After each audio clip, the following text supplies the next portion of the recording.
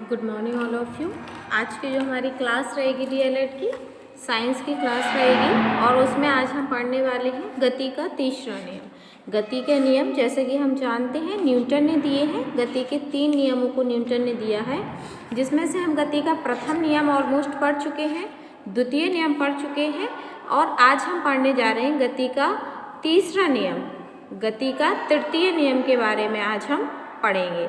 जैसे कि आप देख रहे होंगे सामने बोर्ड पे लिखा हुआ है, गति के तीसरे नियम को ही हम क्या कहते हैं, क्रिया प्रतिक्रिया नियम, अर्थात एक्शन रिएक्शन रूल भी हम इस नियम को जो है वो कहते हैं। ठीक है, तो गति का तीसरा नियम क्या कहता है, ये आपको डेफिनेशन मैंने बोर्ड पे लिख रखी है कि गति के तृतीय नियम के अनुसार प्रत्येक क्रिया के विपरीत या बराबर दिशा में प्रतिक्रिया होती है।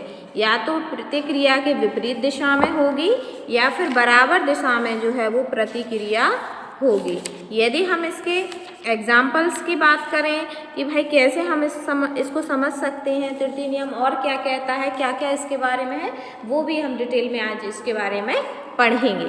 तो जैसे कि आप जानते हैं, गति के द्वितीय नियम किसी पिंड पर लगे बाह्यबल तथा उसमें उत्पन्न त्वरण में संबंध को बताता है। जैसा कि कल हमने पढ़ा था F बराबर ma, मतलब बल बराबर क्या था, उसका द्रव्यमान और उसका त्वरण।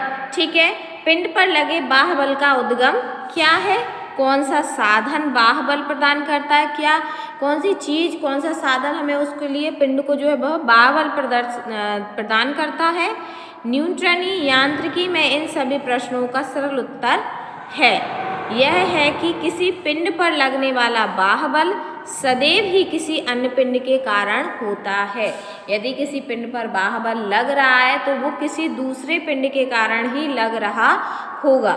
ठीक है, दो पिंडों ए और बी दोनों पर विचार करने पर यह मान लीजिए कि पिंड बी तथा ए पर कोई बाह्यबल लगता है, तब यह प्रश्न स्वाभाविक उत्पन्न है कि क्या पिंड ए भी पिंड बी पर कोई बाह्यबल लगाता है। कुछ उदाहरणों में तो यह उत्तर स्पष्ट दिखाई पड़ता है। जैसे कि फर्स्ट इसका एग्जाम्पल देखेंगे हम, यदि आप किसी कुंडलित कमानी को अपने हाथों से दबाएं, कुंडलित कमानी, तो वह कमानी भी आपके हाथों के बल से संपीड़ित हो जाती है, बिल्कुल हो जाती है। अर्थात संपीड़ित कमानी भी प्रत्युत्तर में आपके हाथों पर बल आरोपित करती है। मान लीजिए किसी ए पिंड ने यदि बी पिंड पर बल लगाया तो बदले में उसको भी कुछ बल उसके द्वारा ए पिंड के द्वारा लगाया जाता है। ऐसे में पृथ्वी गुरुत्वीय बल के कारण किसी पत्थर को नीचे की तरफ खींचती है,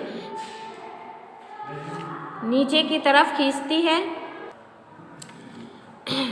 किसी पत्थर के नीचे की तरफ खींचती। क्या पत्थर पृथ्वी पर कोई बल लगाता है? तो इसका उत्तर स्पष्ट नहीं होता है, क्योंकि हम पत्थर द्वारा पृथ्वी पर लगे बल के प्रभाव को नहीं देख सकते हैं। परंतु न्यूटन के अनुसार इस प्रश्न का उत्तर क्या है, हाँ। मान लीजिए कोई पत्थर है और पृथ्वी है, तो पत्थर तो पृथ्वी पर गुरुत्वाकर्षण बल के कारण कहाँ रखा हुआ है, नीचे रखा है, लेकिन क्या पत्थर भी उस पृथ्वी पर कोई बल लगा रहा है? तो हमें इसका तो आभास नहीं हो पाता है, क्योंकि हम कैसे जानेंगे कि पत्थर जो है वो पृथ्वी पर कोई गुरुत्वाकर्षण कोई बल लगा रहा है। लेकिन यदि हम न्यूटन की गति के नियम के अनुसार चलें तो उन्होंने कहा कि प्रत्येक क्रिया के विपरीत या बराबर दिशा में प्रतिक्रिया होती है। यदि धरती जो है, पृथ्वी जो है उस पत्थर पर गुरुत्वीय बल लगा रही है तो पत्थर भी उस पर कोई बल जरूर ही लगा रहा होगा। इस बल पृथ्वी की गति पर पत्थर द्वारा लगाए जाने वाले कम बल का प्रभाव शून्य के बराबर होता है, क्योंकि पत्थर जो है वो बहुत कम बल लगाता है, इसलिए इसका जो प्रभाव रहता है वो शून्य के बराबर होता है। इस प्रकार न्यूटन के यांत्रिकी के अनुसार प्रकृति में बल कभी भी अकेला नहीं होता है। दो पिंडों के बीच परस्पर अन्योन्य क्रिया ही बल है। मतलब जो बल है वो कभी अकेला नहीं होता। मान लीजिए हमें बेंच खिसकाना है, तो इसके लिए हम अपने हाथों का एफर्ट डालेंगे, उसमें बल लगाएंगे तभी तो, लेकिन उसके बदले में हमें भी जो बेंच रहेगी वो भी एक बल लगाएगी। इसलिए कोई भी बल जो है वो अकेला नहीं रहता है। साथ ही दो पिंडों के बीच परस्पर बल सदैव समान और विपरीत दिशा में होता है। न्यूटन ने अपनी इस धारणा को गति के तृतीय नियम के रूप में व्यक्त किया। न्यूटन की ये अवधारणा थी कि भाई कोई भी बल जो है वो अकेला नहीं रहता है, प्रत्येक बल के विपरीत दिशा में या बराबर दिशा में एक प्रतिक्रिया होती है, एक बल जो है वो लगाया जा सकता है। प्रतिक्रिया की सदैव समान या विपरीत दिशा में प्रतिक्रिया होती है। यदि हम इसके तृतीय नियम की भाषा इतनी स्पष्ट और रोचक है कि यह सामान्य भाषा का अंग बन गई है, इतनी भाषा इसकी जो है सरल है। मान लीजिए प्रत्येक क्रिया के विपरीत या बराबर दिशा में प्रतिक्रिया होती है।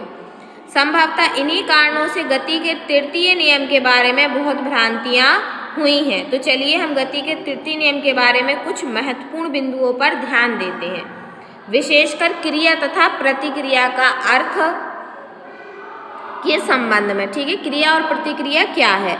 मान लीजिए गति के तृतीय नियम में पदों क्रिया तथा प्रतिक्रिया का अर्थ बल के अतिरिक्त अन्य कुछ नहीं होता है। ठीक है, चाहे क्रिया हो चाहे प्रतिक्रिया हो, दोनों में ही क्या लगाया जाता है, बल लगाया जाता है। तो क्रिया और प्रतिक्रिया दोनों का ही अर्थ क्या है, बल है, अन्य कुछ नहीं होता। एक ही भौतिक राशि के लिए विभिन्न पदों का प्रयोग कभी कभी भ्रमित कर सकता है। मान लीजिए बल ही है लेकिन हम बल के लिए दो शब्दों का यूज कर रहे हैं, क्रिया और प्रतिक्रिया।